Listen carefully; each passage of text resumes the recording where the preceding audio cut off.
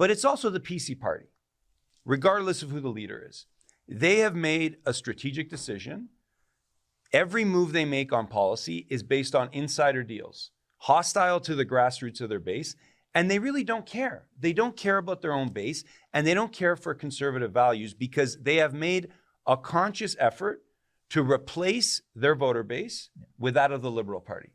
They champion Justin Trudeau. They champion all Liberal policies, either from the McGuinty-Wynne era or from Justin Trudeau federally. And this is just par for the course. But there's no bigger example. You know, I've been around now campaigning on the road, talking to people about the issues of the New Blue Party. And there's no better example that I can give to people in meet and greets and other venues than when I tell them that the Ford PC government, not forced by anyone, went ahead and gave the Toronto Star the first online gambling license. And then the Liberal lobbyist who used to work for Dalton McGuinty that represented the Star is now the head of the Ontario Lottery Gaming Commission. It wasn't even unforced error is what they would call it. Yes. Not even an error. It was done on purpose. There's no better example to show you that the Ford PCs are just a wing of the Justin Trudeau Liberal Party.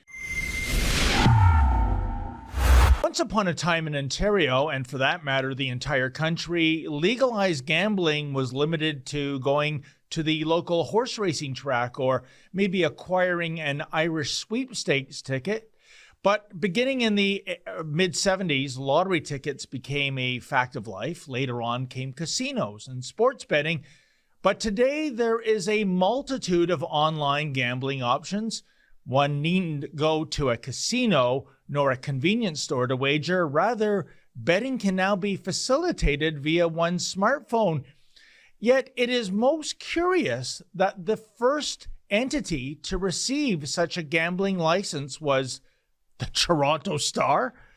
But why? What does a newspaper publisher know about sports betting? And why was Torstar approved, and who approved them? It's especially baffling given that Premier Doug Ford has never been hesitant to say how much he loathed the Toronto Star, given the journalistic jihad this newspaper conducted on his late great brother, Rob Ford, back when Rob was mayor of Toronto. But now it seems that all is forgiven, given that the Star is not being condemned anymore, but rather rewarded. And again, the question remains, why?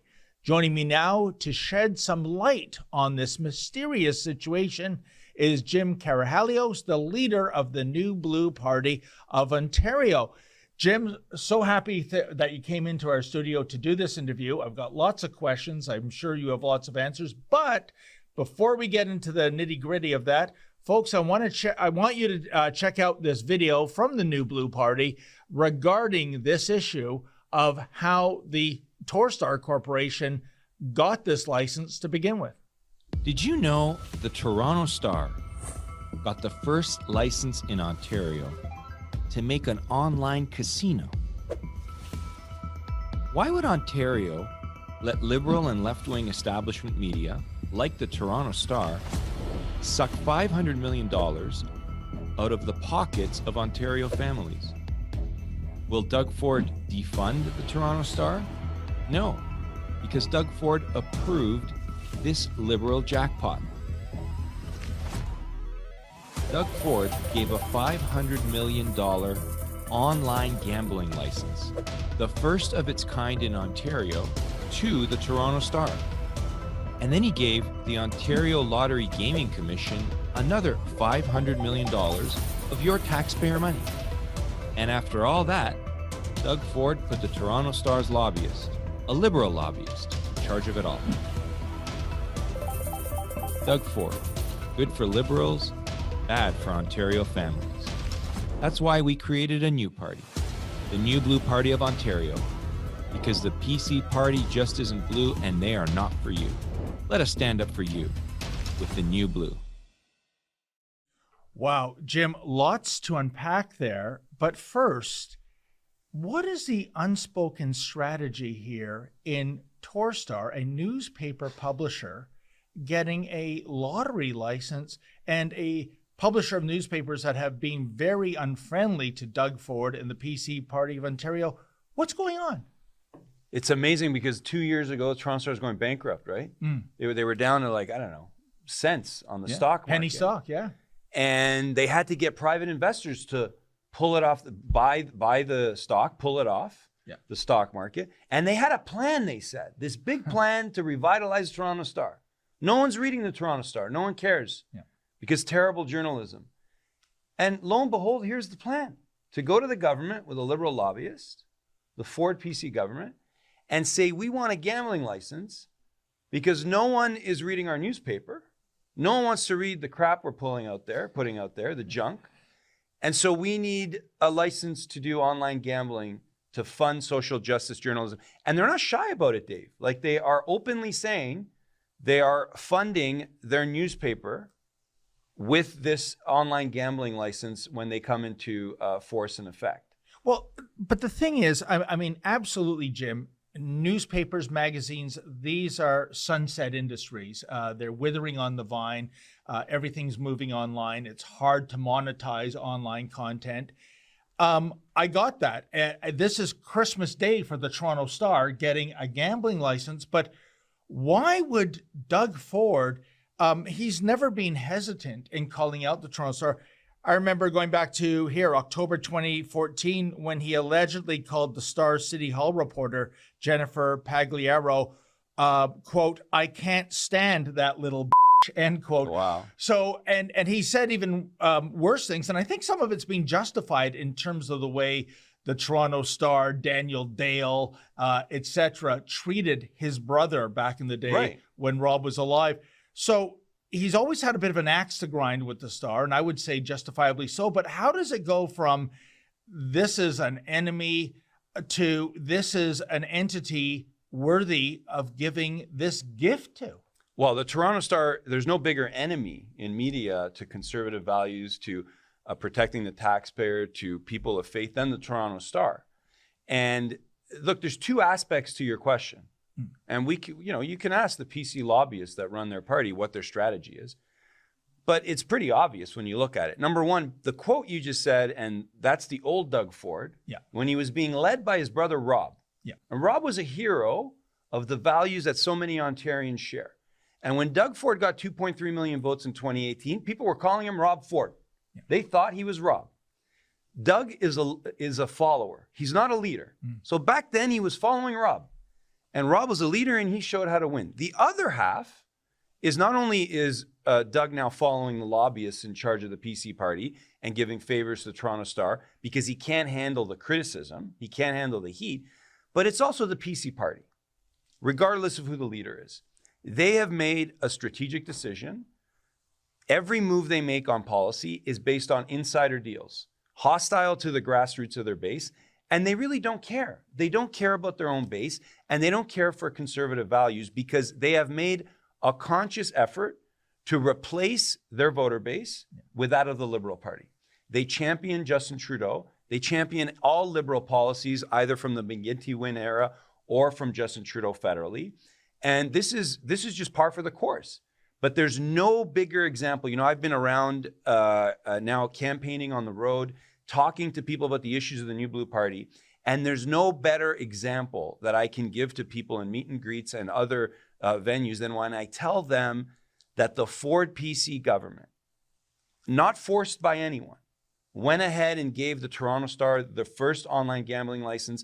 And then the Liberal lobbyist who used to work for Dalton McGuinty that represented the Star is now the head of the Ontario Lottery Gaming Commission. It wasn't even unforced error is what they would call it. Yes. Not Not even an error. It was done on purpose. There's no better example to show you that the Ford PCs are just a wing of the Justin Trudeau Liberal Party. Sadly and unfortunately, I think you're accurate, Jim. I'll give you a personal anecdote. Back in September of 2017, so almost 5 years ago, Doug Ford was in this very studio, sitting where you are now. We had a wonderful interview. And at the end, he said, Dave, this reminds me back in the days of the Sun News Network. Do you remember Ford Nation? Wouldn't it be great if we got those red, white, and blue Ford Nation signs and we revived the show? And I said, oh my God, Doug, you name the time, the dates, I'll be the host. And what happened is that weeks turned into months. The next time I saw him was at a press conference at November, and I came up to him and I said, Doug, I've sent you so many text messages and emails and voicemails, and you don't get back to me. My boss Ezra wants to get on this Ford Nation show. And he said to me, he said, Dave, you see, I really want to do it, but the team, Dave, the team, those are his exact words. Right. And I started to get a little queasy feeling. I thought, back then he was running for mayor of Toronto. The Patrick Brown coup hadn't happened yet. Right. But are you a leader, or are you, a puppet of the team? So I think that backs up your hypothesis, Jim. And we all gave Doug a chance, right? Because we were so desperate for hope to get Ontario back on the right track. People were desperate for a change. And, he's got the Ford last name, and he was saying some of the right things, that repeating what Rob had said, repeating the Axe the Carbon Tax message, which 5 years later, politicians are still pumping Axe the Carbon Tax, Dave. So we gave him a chance. But it's very clear, this PC party is beyond redemption. They, on issue after issue, they continue to toe the Liberal line, to extend Liberal policy, and they have invented new ways to reward social justice advocates.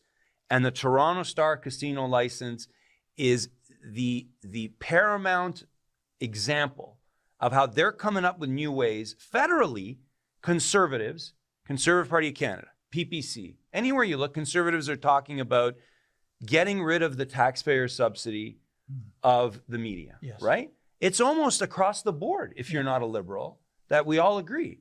Provincially, the Doug Ford PC party is coming up with new ways to fund media, and media that is hostile to everything their voter base stands for. It's amazing, and you're quite right. Whenever I go to a Pierre Poilievre rally, a Maxime Bernier rally, when they both are simpatical with one plank at least, which is defund the CBC, the standing ovation, it almost brings the ceiling down. It's so loud. Right. And yet here we have the PC government going the other way. But I did reach out to Torstar a couple of times. It's funny, they don't return my calls or emails. The Star is so intrusive in its reporting because the public has the right to know. Right. But when you put the spotlight on them, they suddenly clam up. So I do want to hear what they have to say. I'll reach out yet again. But where do you think this is going to go? And also the opposition parties, such as the NDP, the Liberals, have they gone on record as decrying this deal? Belinda's asked the question in the legislature, challenged them. It's amazing the Liberals, the NDP, and none of the independents won't even touch this.